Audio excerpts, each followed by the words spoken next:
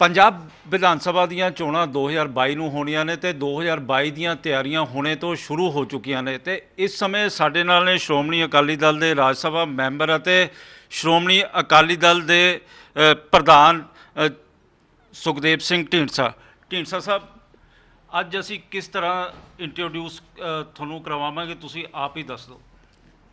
मैं तो एक छोटा जिहा सेवादार हाँ, जिवें मर्जी इंट्रोड्यूस कराई जाओ। मेरे तो वर्करां ने मैनूं चुनिया ते उन्हां दी सारा कुछ कीता, मेरे तो कुछ नहीं।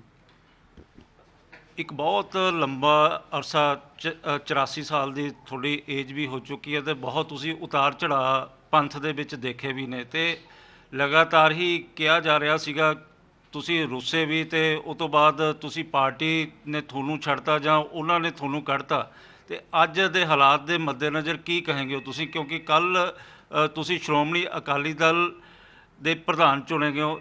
ਉਹ ਕਹਿ ਰਹੇ ਨੇ ਕਿ ਸ਼੍ਰੋਮਣੀ ਅਕਾਲੀ ਦਲ ਸਾਡਾ ਹੈਗਾ, ਕਾਨੂੰਨਨ ਤੌਰ ਤੇ ਅਸੀਂ ਉਹਦੇ ਵਾਰਿਸ ਹੈਗੇ ਆ, ਤੁਸੀਂ ਕੀ ਕਹਿੰਦੇ ਹੋ?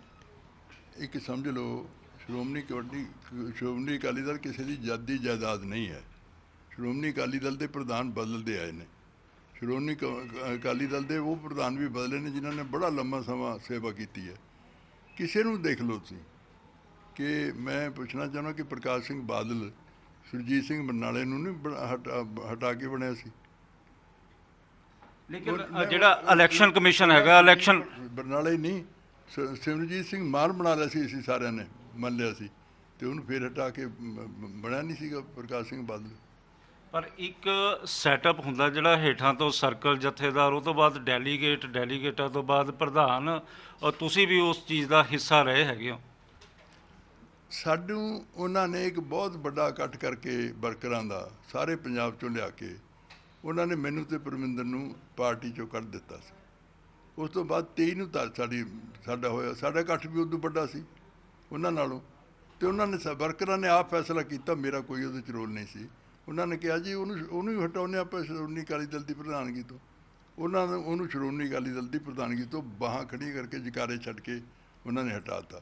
ਤੇ ਹੁਣ ਤਾਂ ਇਹ ਹੈ ਕਿ ਟੈਕਨੀਕਲੀ ਜਾਂ ਜੁਡੀਸ਼ਰੀ ਕੀ ਹੋਊਗਾ ਉਹ ਤਾਂ ਵਕਤ ਦੱਸੂਗਾ। ਟੈਕਨੀਕਲੀ ਅਸੀਂ ਤੁਹਾਡੇ ਅਕਾਲੀ ਦਲ ਦਾ ਕੀ ਨਾਮ ਲੈ ਸਕਦੇ ਹਾਂ? ਸ਼੍ਰੋਮਣੀ ਅਕਾਲੀ ਦਲ ਜੀ, ਅਸੀਂ ਅਕਾਲੀ ਜੰਮਿਆ, ਅਕਾਲੀ ਰਹਿਣਾ ਹੈ, ਅਕਾਲੀ ਮਰਾਂਗੇ।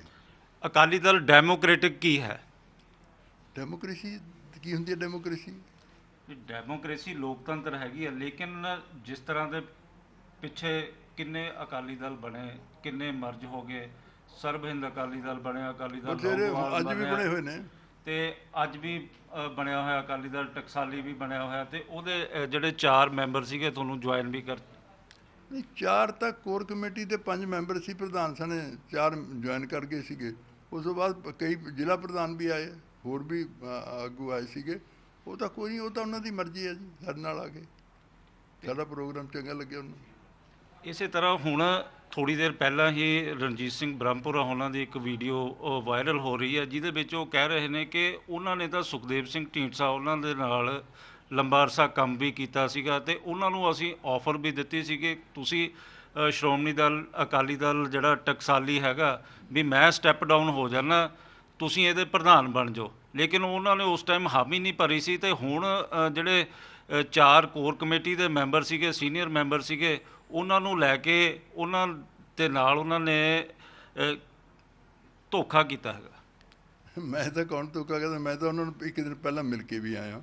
ਉਹਨਾਂ ਨੇ ਮੈਨੂੰ ਆਫਰ ਕੀਤੀ ਸੀ, ਧੰਨਵਾਦ ਉਹਨਾਂ। ਮੈਂ ਕਿਹਾ ਜੀ ਮੈਂ ਟਕਸਾਲੀ ਅਕਾਲੀ ਦਲ ਦਾ ਪ੍ਰਧਾਨ ਨਹੀਂ ਬਣ ਸਕਦਾ। ਮੈਂ ਜਵਾਬ ਦੇ ਕੇ ਆਇਆ ਉਹਨਾਂ ਨੂੰ। ਮੈਂ ਕਿਹਾ ਸੀ ਵੀ ਨਹੀਂ, ਅਸੀਂ ਨਹੀਂ। ਉਹ ਕਹਿੰਦੇ ਮੈਂ ਅਕਾਲ ਤਖਤ 'ਤੇ ਅਰਦਾਸ ਕਰਕੇ ਸੁਣਾ ਹੈ। ਮੈਂ ਕਿਹਾ ਅਕਾਲ ਤਖਤ ਸਾਹਿਬ 'ਤੇ ਆਪਾਂ ਸਾਰੇ ਜਾ ਕੇ ਅਰਦਾਸ ਫਿਰ ਕਰ ਸਕਦੇ, ਮਰਜ਼ ਹੋ ਸਕਦੇ ਤੇ ਇਹਦੇ 'ਚ ਕੋਈ ਗੱਲ ਨਹੀਂ। ਮੇਰੇ ਵਰਕਰ ਨਹੀਂ ਮੰਨੇ ਟਕਸਾਲੀ ਅਕਾਲੀ ਦਲ ਨੂੰ।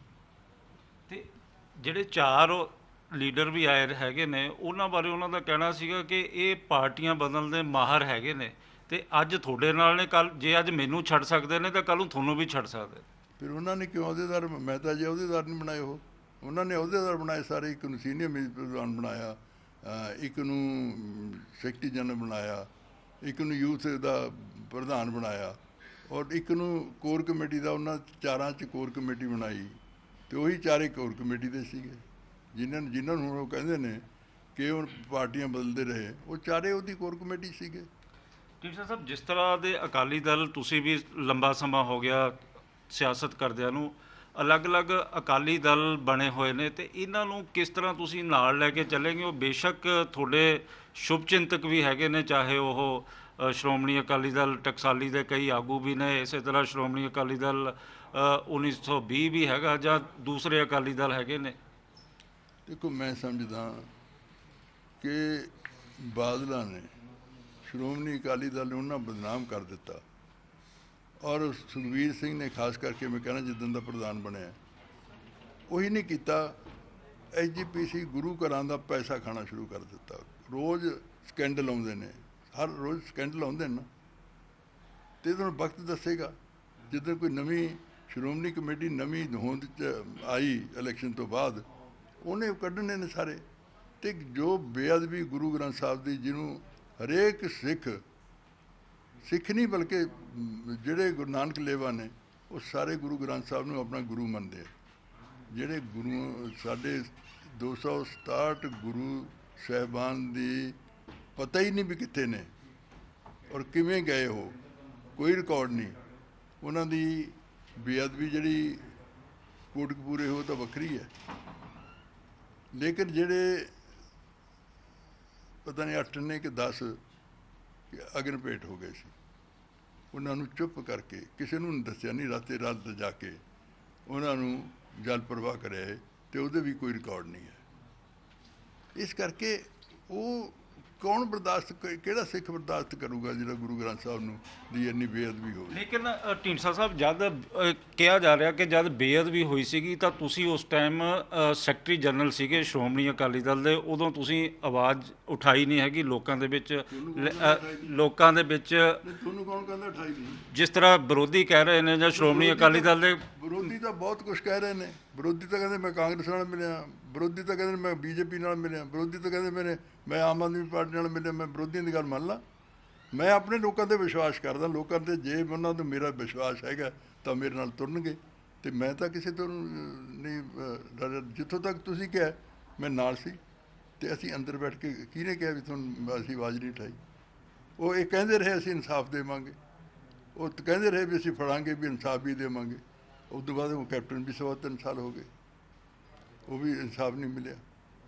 ਤੇ ਜਿਸ ਤਰ੍ਹਾਂ ਗੁਰਮੀਤ ਰਾਮ ਰਹੀਮ ਦਾ ਨਾਮ ਵੀ ਆ ਰਿਹਾ ਹੈਗਾ, ਉਹਨੂੰ ਲੈ ਕੇ ਕਿਸ ਤਰ੍ਹਾਂ ਦੀ ਸਿਆਸਤ ਤੁਸੀਂ ਭਵਿੱਖ ਦੇ ਵਿੱਚ ਦੇਖ ਰਹੇ ਹੈਗੇ? ਦੇਖੋ, ਉਹਦੇ ਨਾਲ ਸਿਆਸਤ ਦਾ ਕੀ ਸੰਬੰਧ ਹੈ ਜੀ?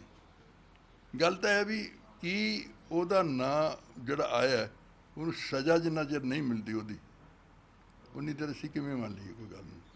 ਇਹ ਠੀਕ ਹੈ, ਚੰਗੇ ਅਫਸਰ ਨੇ ਜਿਹੜੇ SIT 'ਚ ਨੇ ਕੰਮ ਕਰਦੇ ਨੇ, ਚੰਗੀ ਗੱਲ ਹੈ, ਲੇਕਿਨ ਜਿੰਨਾ ਚਿਰ ਉਹਨੂੰ ਸਜ਼ਾ ਨਹੀਂ ਮਿਲਦੀ, ਉਨੀ ਦੇਰ ਸਿੱਖਾਂ ਦੇ ਮਨਾਂ ਦੀ ਪੜਾਸ ਨਹੀਂ ਨਿਕਲ ਸਕਦੀ।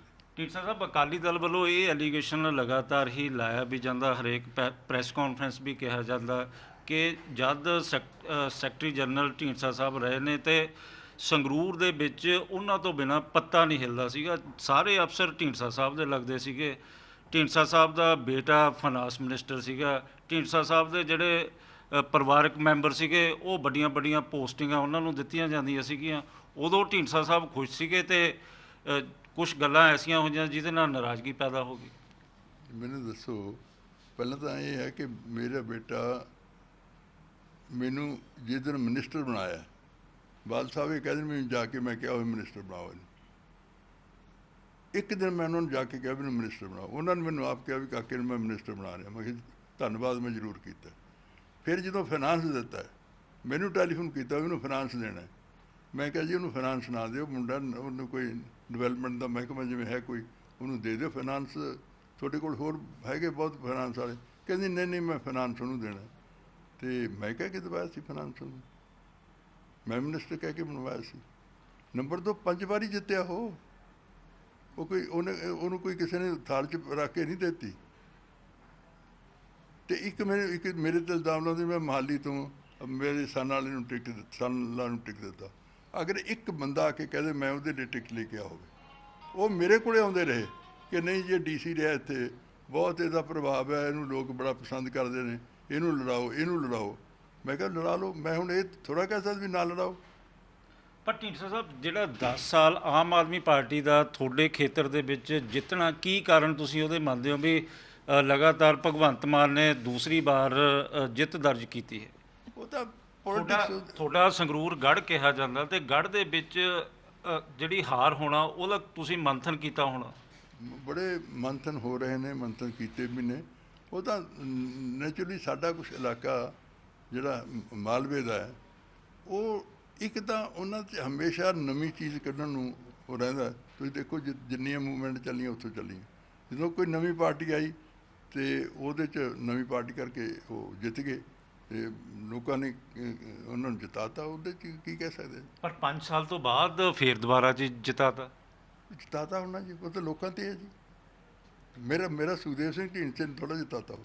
ਨਹੀਂ, ਸੁਖਦੇਵ ਸਿੰਘ ਢੀਂਡਸਾ ਨੇ ਤਾਂ ਨਹੀਂ ਜਿਤਾਇਆ ਹੈਗਾ, ਲੇਕਿਨ ਤੁਸੀਂ, ਤੁਹਾਡੀ ਸੋਚ ਹੈਗੀ ਹੈ, ਤੁਹਾਡਾ ਐਡਾ ਲੰਬਾ ਤਜਰਬਾ ਹੈਗਾ, ਇੰਨੇ ਉਹਦੇ ਨਾਲ ਤੁਸੀਂ ਕੁਝ ਸੋਚਿਆ ਵੀ ਹੋਣਾ ਵੀ ਹਾਰ ਦੇ ਕੀ ਕਾਰਨ ਰਹੇ ਹੈਗੇ ਨੇ। ਹਾਰ ਦੇ ਕਾਰਨ ਤਾਂ ਮੈਂ ਕੀ ਦੱਸ ਸਕਦਾ। ਮੈਂ ਤਾਂ ਲੋਕਾਂ ਨੂੰ ਕਿਹਾ ਮੇਰੇ 'ਚ ਹੀ ਕੋਈ ਕਸੂਰ ਹੋ ਸਕਦਾ ਭਾਈ ਜਿਹੜਾ ਮੈਂ ਹਾਰਿਆ। ਮੈਂ ਇੰਨਾ ਹੀ ਕਹਿ ਸਕਦਾ ਨਾ। ਮੈਂ ਤਾਂ ਕਿਹਾ ਭਾਈ ਇਹ ਮੇਰੇ 'ਚ, ਮੈਂ ਕਿਸੇ 'ਚ ਕੋਈ ਨੁਕਸ ਨਹੀਂ ਕੱਢਦਾ, ਮੇਰੇ 'ਚ ਹੀ ਕੋਈ ਨੁਕਸ ਹੋਣਾ ਜਿਹੜਾ ਲੋਕਾਂ ਨੇ ਹੁਣ ਮੈਨੂੰ ਹਰਾਤਾ। ਹਾਲਾਂਕਿ ਮੈਨੂੰ 1972 ਤੋਂ ਜਿੱਦਾਂ ਆ ਰਿਹਾ ਮੈਂ 4 ਵਾਰੀ ਲਗਾਤਾਰ MLA ਬਣਿਆ, ਚੌਥੀ ਵਾਰੀ ਹੁਣ MP ਬਣਿਆ, ਉੱਤੇ ਇੱਕ ਵਾਰੀ MP ਲੋਕ ਸਭਾ ਜਿੱਤਿਆ। ਇਸ ਕਰਕੇ ਇਹ ਤਾਂ ਜਿੱਤਾਂ ਹਾਰਾਂ ਹਰੇਕ ਦੀਆਂ। ਪ੍ਰਕਾਸ਼ ਸਿੰਘ ਬਾਦਲ ਨਹੀਂ ਹਰਿਆ, ਸੁਖਬੀਰ ਸਿੰਘ ਬਾਦਲ ਨਹੀਂ ਹਰਿਆ, ਇੰਦਰਾ ਗਾਂਧੀ ਨਹੀਂ ਹਲੀ, ਵਾਜਪਾਈ ਨਹੀਂ ਹਰਿਆ। ਕਿਹੜਾ ਲੀਡਰ ਜਿਹੜਾ ਨਹੀਂ ਹਰੇ, ਮੈਨੂੰ ਦੱਸੋ। ਅੱਛਾ, ਇਹ ਦੱਸੋ ਵੀ ਜਿਹੜਾ ਤੁਹਾਡਾ ਰਾਜਨੀਤਿਕ ਟੀਚਾ ਹੈਗਾ, ਰਾਜਨੀਤਿਕ ਟੀਚਾ ਕੀ ਸ਼੍ਰੋਮਣੀ ਕਮੇਟੀ ਹੈਗੀ ਆ ਜਾਂ ਸ਼੍ਰੋਮਣੀ ਜਿਹੜੀ ਜਾਂ ਸਰਕਾਰ ਬਣਾਉਣੀ ਹੈਗੀ ਹੈ?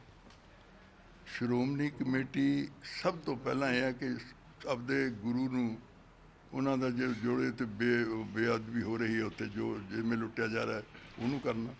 ਉਹ ਤਾਂ ਹੋ ਸਕਦਾ ਜੇ SGPC ਵੀ ਹੋਈ ਤਾਂ ਉੱਧਰ ਸਾਡੀ ਸਰਕਾਰ ਵੀ ਬਣੇ। ਪਰ ਢੀਂਡਸਾ ਸਾਡੀ ਸਾਹਿਬ, ਦੋਨਾਂ ਸਾਡੀ ਇੱਛਾ ਹੋਊਗੀ ਕਿ ਦੋਨੇ ਚੀਜ਼ਾਂ ਤੇ ਅਸੀਂ ਕਾਬਜ਼ ਹੋਈ। ਪਰ ਢੀਂਡਸਾ ਸਾਹਿਬ, ਜਿਸ ਤਰ੍ਹਾਂ ਅੱਜ ਦਾ ਦੌਰ ਚੱਲ ਰਿਹਾ, ਇਹਦੇ ਵਿੱਚ ਵੀ ਬਹੁਤ ਸਾਰੀਆਂ ਬੇਅਦਬੀਆਂ ਹੋ ਰਹੀਆਂ ਨੇ, ਰੋਜ਼ ਹੋ ਰਹੀਆਂ। ਅਸੀਂ ਤਾਂ ਸਭ ਤੋਂ ਵੱਧ ਅਸੀਂ ਬੋਲਦੇ ਹਾਂ ਉਹਦੇ ਖਿਲਾਫ। ਅਸੀਂ ਕਾਂਗਰਸ ਦੇ ਖਿਲਾਫ ਜਿੰਨਾ ਅਸੀਂ ਬੋਲਦੇ, ਕੋਈ ਵੀ ਨਹੀਂ ਬੋਲਦਾ। ਮੈਂ ਤਾਂ ਰੋਜ਼ ਕਹਿਣਾ ਵੀ ਇਹ ਰਲੇ ਹੋਏ ਨੇ ਦੋਨੋਂ, ਕਾਂਗਰਸ ਵਾਲੇ ਵੀ ਤੇ ਅਕਾਲੀ ਵੀ। ਨਾ ਉਹਨਾਂ ਦੀ ਬੱਸ ਨੂੰ ਕਿਸੇ ਨੇ ਹੱਥ ਪਾਇਆ, ਨਾ ਉਹਨਾਂ ਦੀ ਬੱਸ ਦਾ ਕਿਸੇ ਨੇ 1 ਮਿੰਟ ਚੇਂਜ ਕੀਤਾ ਹੈ, ਨਾ ਉਹਦਾ ਕੋਈ ਜਿਹੜੀ ਕੇਬਲ ਲੱਗੀ ਤੁਸੀਂ ਇਸੇ ਲਾਈਨ 'ਚੋਂ ਕੇਬਲ ਨੇ ਕਿਸੇ ਨੇ ਪਾਇਆ। ਪਰ ਇਹ ਕਿਹਾ ਜਾ ਰਿਹਾ ਜੀ ਵੀ ਰਵਿੰਦਰ ਸਿੰਘ ਤੁਹਾਡੇ ਦੋਸਤ ਨੇ, ਰਵਿੰਦਰ ਸਿੰਘ ਕੈਪਟਨ ਅਮਰਿੰਦਰ ਸਿੰਘ ਦੇ ਦੋਸਤ ਨੇ, ਤੇ ਉੱਥੋਂ ਸਾਰੀ ਜਿਹੜੀ ਹੈਗੀ ਆ ਗੇਮ ਚੱਲ ਰਹੀ ਹੈਗੀ ਹੈ। ਮੇਰੇ ਨਾਲ ਰਵਿੰਦਰ ਦਾ ਕੀ ਹੋ ਗਿਆ ਜੀ? ਮੇਰੇ ਤਾਂ ਦੋਸਤ ਸਪੀਕਰ ਰਹੇ ਨੇ ਸਾਡੇ। ਦੋਸਤੀ ਦਾ ਕੀ ਹੈ?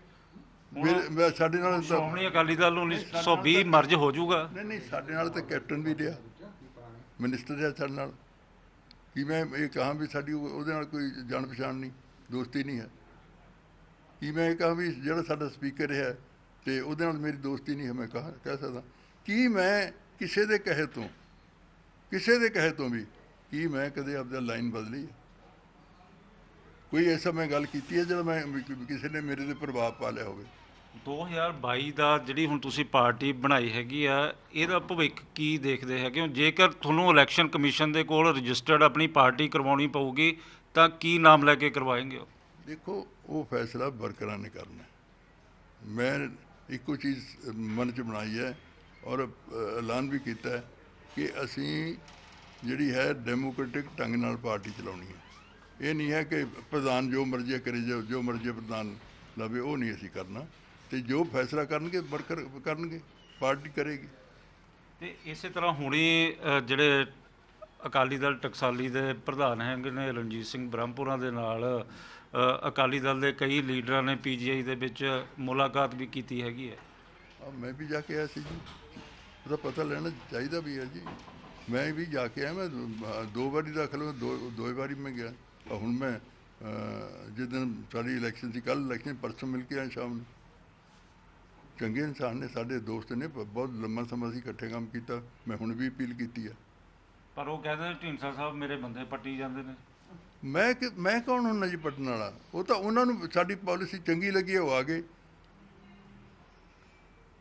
ਮੈਨੂੰ ਇਹਦੇ ਕਾਂਗਰਸ ਵਾਲਿਆਂ ਨੇ ਕਿਹਾ, ਤੇਜਿੰਦਰਪਾਲ ਸੰਧੂ ਨੇ, ਕਿ ਜੀ ਮੈਂ ਕਾਂਗਰਸ ਛੱਡ ਕੇ ਤੁਹਾਡੇ ਨਾਲ ਆਉਣਾ ਚਾਹੁੰਦਾ। ਮੈਂ ਕਿਹਾ ਆ ਜਾਵੇ। ਮੈਂ ਕੌਣ ਹੁੰਨਾ? ਮੈਂ ਇਹ ਜ਼ਰੂਰ ਹੈ ਕਿ ਮੇਰੀ ਇੱਛਾ ਹੋਊਗੀ ਕਿ ਸਾਡੀ ਪਾਰਟੀ 'ਚ ਹਰ ਬੰਦੇ ਜਿਹਨਾਂ ਨੂੰ ਇਗਨੋਰ ਕੀਤਾ ਗਿਆ ਉਹ ਆਉਣ, ਅਸੀਂ ਸਾਰਿਆਂ ਨੂੰ ਮਾਨ ਜਿੱਤ ਦੇਈਏ। ਢੀਂਡਸਾ ਸਾਹਿਬ 2022 ਦਾ ਕਿਉਂਕਿ ਅਲੱਗ-ਅਲੱਗ ਅਲਾਇੰਸ ਵੀ ਬਣਨੇ ਹੈਗੇ ਨੇ, ਤੇ ਤੁਹਾਡਾ ਕੀ ਮੰਨਣਾ ਹੈਗਾ ਵੀ ਕਿਹੜੀ ਪਾਰਟੀ ਦੇ ਨਾਲ ਤੁਸੀਂ ਜਾਏਂਗੇ ਹੋ, ਜਾਂ ਇੰਡੀਪੈਂਡੈਂਟ ਹੀ ਜਿਹੜਾ ਸ਼੍ਰੋਮਣੀ ਅਕਾਲੀ ਦਲ ਤੁਹਾਡੇ ਵਾਲਾ ਹੋਊਗਾ ਉਹ ਇਲੈਕਸ਼ਨ ਲੜੂਗਾ? ਅਜੇ ਪੌਣੇ 2 ਸਾਲ ਪਏ ਹੈ, ਉਦੋਂ ਤੱਕ ਬੜੀਆਂ ਚੇਂਜਸ ਆਉਣੀਆਂ, ਬੜੇ ਸਮਝੌਤੇ ਹੋਣੇ ਨੇ, ਬੜੇ ਫਰੰਟ ਬਣਨੇ ਨੇ। ਪਤਾ ਨਹੀਂ ਉਹਦੇ 'ਚ ਕੀ ਹੋਊਗਾ, ਉਦੋਂ ਵਕਤ ਹੀ ਦੱਸੇਗਾ ਨਾ। ਉਹ ਪਾਰਟੀਆਂ ਦੀਆਂ ਐਗਜ਼ੈਕਟਿਵ ਬੈਠ ਕੇ ਕਮੇਟੀਆਂ ਫੈਸਲੇ ਕਰਦੇ ਨੇ, ਉਹ ਕੋਈ ਪ੍ਰਧਾਨ ਨਹੀਂ ਕਰਦੇ ਫੈਸਲੇ। ਤੇ ਪ੍ਰਧਾਨ ਤੁਸੀਂ ਬਣ ਚੁੱਕੇ ਹੋ, ਨੈਕਸਟ ਕੋਰਸ ਆਫ ਐਕਸ਼ਨ ਕੀ ਹੈ? ਅਸੀਂ ਜਿਹੜਾ ਰੋਡ ਮੈਪ ਹੈ, ਸਾਰੇ ਜਿਹੜੇ ਅਸੀਂ ਪ੍ਰੋਗਰਾਮ ਕੱਲ੍ਹ ਦਿੱਤੇ ਨੇ, ਚਾਹੇ ਤਾਂ ਐਗਰੀਕਲਚਰਿਸਟ ਹੈ, ਉਹਦੇ ਲਈ ਐਕਸਪਰਟ ਦੀ ਕਮੇਟੀ ਬਣਾਵਾਂਗੇ। ਰਿਕੁਐਸਟ ਕਰਾਂਗੇ, ਵੱਡੇ ਵੱਡੇ ਐਕਸਪਰਟ ਨੇ ਜਿਹੜੀ ਯੂਥ ਦੀ ਹੈ, ਉਹਦੇ 'ਚ ਅਸੀਂ ਯੂਥ ਨੂੰ ਲੈ ਕੇ ਉਹਨਾਂ ਨੂੰ ਕਹਾਂਗੇ ਰੋਡ ਮੈਪ ਬਣਾ ਕੇ ਦਿਓ ਸਾਨੂੰ। ਉਹਦੇ 'ਚ ਐਕਸਪਰਟ ਨੇ ਜਿਹੜੇ ਉਹ ਵੀ ਨਾਲ ਲਾਵਾਂਗੇ। ਇਸੇ ਤਰ੍ਹਾਂ ਜਿਹੜੇ ਪਿਛੜੇ ਲੋਕ ਨੇ, ਦਲਿਤ ਨੇ, ਪਿਛੜੇ ਵਰਗ ਹੈ, ਉਹਨਾਂ ਨੂੰ ਕਿਵੇਂ ਉਹਨਾਂ ਦਾ ਸੁਧਾਰ ਕੀਤਾ ਜਾ ਸਕਦਾ ਹੈ, ਉਹਨਾਂ ਦੇ ਐਕਸਪਰਟ ਬਣਾਵਾਂਗੇ। ਇੱਕ ਕਮੇਟੀਆਂ ਅਸੀਂ ਆਪਣੀ ਪਾਰਟੀ ਦੇ ਬਣਾਵਾਂਗੇ। ਪਾਰਟੀ ਦੇ ਕੀ ਬਣਾਵਾਂਗੇ? ਕਿਸੇ ਨੂੰ ਬਣਾਵਾਂਗੇ ਕਿ ਇਸ ਪਾਰਟੀ ਨੇ ਕੰਸਟੀਟਿਊਸ਼ਨ ਦੇਖਣਾ ਹੈ, ਕਿਹੜੇ ਸਾਰੇ ਕੰਸਟੀਟਿਊਸ਼ਨ ਲੈ ਕੇ ਕੰਸਟੀਟਿਊਸ਼ਨ ਬਣਾਉਣਾ, ਉਹਦੇ 'ਚ ਐਕਸਪਰਟ ਵੀ ਲਵਾਂਗੇ। ਇੱਕ ਕਮੇਟੀ ਹੋਏਗੀ ਜਿਹੜੀ ਲੋਕਾਂ ਨੂੰ ਜਾ ਕੇ ਕੰਟੈਕਟ ਕਰੇਗੀ ਕਿ ਆਓ ਭਾਈ, ਜਿਹਨੂੰ ਦੁਖੀ ਹੋਏ ਹੋ, ਆਓ ਸਾਡੇ ਨਾਲ ਲੜੋ, ਅਸੀਂ ਤੁਹਾਡੇ ਇਕੱਠੇ ਹੋ ਕੇ ਆਪਾਂ ਕੋਈ ਸੁਧਾਰ ਲਿਆ ਸਕੀਏ। ਢੀਂਡਸਾ ਸਾਹਿਬ ਤੁਸੀਂ ਰਾਜ ਸਭਾ ਦੇ ਵਿੱਚ ਵੀ ਹੈਗੇ ਹੋ, ਰਾਜ ਸਭਾ ਦੇ ਵਿੱਚ ਤੁਸੀਂ ਐਜ਼ ਏ ਸ਼੍ਰੋਮਣੀ ਅਕਾਲੀ ਦਲ ਦੇ ਰਾਜ ਸਭਾ ਮੈਂਬਰ ਦੇ ਤੌਰ 'ਤੇ ਨੋਮੀਨੇਟ ਹੋਏ ਹੈਗੇ ਹੋ, ਅਤੇ ਆਉਣ ਵਾਲੇ ਸਮੇਂ ਦੇ ਵਿੱਚ ਜੇ ਕਾਨੂੰਨੀ ਗੱਲ ਕੀਤੀ ਜਾਵੇ, ਤੁਹਾਡਾ ਅਕਾਲੀ ਦਲ ਕੋਈ ਹੋਰ ਬਣਦਾ ਹੈਗਾ, ਚਾਹੇ ਸ਼੍ਰੋਮਣੀ ਅਕਾਲੀ ਦਲ ਢੀਂਡਸਾ ਲਾ ਲਓ ਜਾਂ ਦੂਸਰੇ ਡੈਮੋਕ੍ਰੈਟਿਕ ਲਾ ਲਓ, ਜਿਹੜੇ ਸਿਸਟਮ ਦੇ ਨਾਲ ਤੁਸੀਂ ਗੱਲ ਵੀ ਕਰ ਰਹੇ ਹੈਗੇ ਹੋ, ਜੇ ਸ਼੍ਰੋਮਣੀ ਅਕਾਲੀ ਦਲ ਨੇ ਉਹਦੇ 'ਤੇ ਇਤਰਾਜ਼ ਉਠਾਇਆ ਤਾਂ ਉਸ ਟਾਈਮ ਦਾ ਕੀ ਕਾਨੂੰਨ ਕੀ ਹੋਊਗਾ? ਕੋਈ ਜਦੋਂ ਪਾਰਟੀ 'ਚੋਂ ਕੱਢ ਹੀ ਦਿੱਤਾ, ਮੇਰੇ 'ਤੇ ਕੋਈ ਲਾਗੂ ਨਹੀਂ ਹੁੰਦਾ। ਜੇ ਪਾਰਟੀ 'ਚ ਮੈਂ ਹੋਵਾਂ, ਫਿਰ ਮੈਂ ਕੋਈ ਪਾਰਟੀ 'ਚ ਦੂਜੀ ਚਲੇ ਜਾਵਾਂ, ਉਦੋਂ ਮੇਰੇ 'ਤੇ ਐਕਸ਼ਨ ਹੋ ਸਕਦਾ, ਉਦੋਂ ਮੈਨੂੰ ਡਿਸਕੁਆਲੀਫਾਈ ਕੀਤਾ ਜਾ ਸਕਦਾ। ਤੇ ਲੇਕਿਨ ਮੈਨੂੰ ਤਾਂ ਕੱਢ ਦਿੱਤਾ, ਮੈਂ ਤਾਂ ਹੁਣ ਇੰਡੀਪੈਂਡੈਂਟ ਹਾਂ। ਇੰਡੀਪੈਂਡੈਂਟ ਦੇ ਤੌਰ 'ਤੇ ਤੁਸੀਂ ਜਿਹੜਾ ਆਪਣੀ ਪਾਰਟੀ ਦਾ ਉੱਥੇ ਨਾਮ ਦੇਂਗੇ? ਬਿਲਕੁਲ ਮੈਂ ਦੇਵਾਂਗਾ ਉਹਦੀ ਪਾਰਟੀ ਦਾ ਜੀ, ਕਿ ਅਸੀਂ ਅੱਡ ਹੋਏਗਾ ਅਤੇ ਮੈਨੂੰ ਕੱਢਿਆ ਪਾਰਟੀ 'ਚੋਂ, ਅਤੇ ਸਾਡੀ ਪਾਰਟੀ ਅਸੀਂ ਨਵੀਂ ਬਣਾ ਲਈ ਹੈ। ਇਹ ਸਨ ਸੁਖਦੇਵ ਸਿੰਘ ਢੀਂਡਸਾ ਜੋ ਦੱਸ ਰਹੇ ਨੇ ਕਿ ਫਿਊਚਰ ਦੇ ਵਿੱਚ ਕਿਸ ਤਰ੍ਹਾਂ ਦੀ ਪਲਾਨਿੰਗ ਉਹਨਾਂ ਦੀ ਪਾਰਟੀ ਦੀ ਹੋਵੇਗੀ। ਕੈਮਰਾਮੈਨ ਇੰਦਰਜੀਤ ਦੇ ਨਾਲ ਵਿਸ਼ਾਲ ਇੰਗਲਿਸ਼, ਨਿਊਜ਼ 24 ਚੰਡੀਗੜ੍ਹ।